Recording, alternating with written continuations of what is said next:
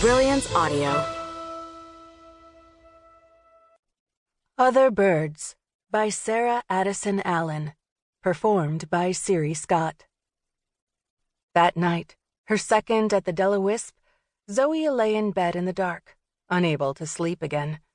She was scrolling through her Instagram, her face illuminated by the light of her phone. Her stepmother had posted an update. Tina was one of those people who lived on social media, and everything she posted was beautiful. She had a certain reputation for it. Her Instagram profile read, Tina Hennessey, wife to Ulrich, mother to twins Casey and Douglas, former Miss Oklahoma, philanthropist, amateur decorator. Suddenly, Zoey put her phone down and stared into the darkness. Great lumps that were her mother's couch and chairs stared back at her. She thought she heard something outside. Silent seconds ticked by. Had she imagined it? She got out of bed and walked across the studio.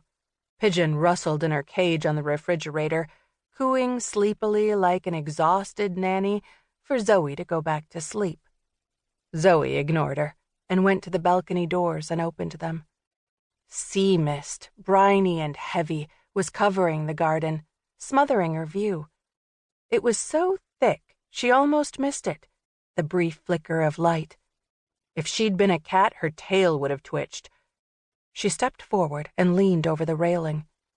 The shine of a flashlight beam was breaking through the mist, moving around the periphery of the garden. It disappeared under Zoey's balcony, and Zoey held herself still.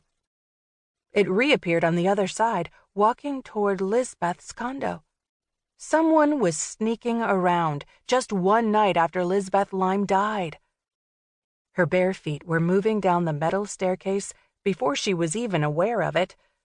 Once she reached the ground, she skirted along the wall where the mailboxes and Fraser's office door were located, following the light as it shone back and forth over Charlotte's and Lisbeth's doors. But then the flashlight clicked off, and Zoey stopped.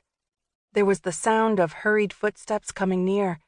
She barely had time to take a few steps back and flatten herself into Fraser's office doorway before someone walked right by her, so close Zoey could smell the cigarette smoke. She sensed the person stop just feet from her, and Zoey held her breath. Finally, the person ran away. Zoey waited to hear the squeak of the garden gate or the closing of a patio door, some further indication of retreating movement. She heard neither. Was the person waiting for her from some short distance? She finally decided to make a run for her studio. She took the steps two at a time, then shut and locked the doors behind her.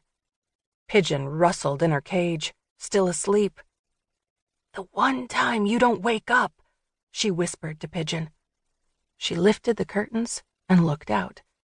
The mist was moving like someone taking a deep breath and blowing it away. It cleared enough for her to see that Lucy Lyme was smoking inside by her doors, the orange ember of her cigarette glowing, then dimming like a pulse with each drag she took.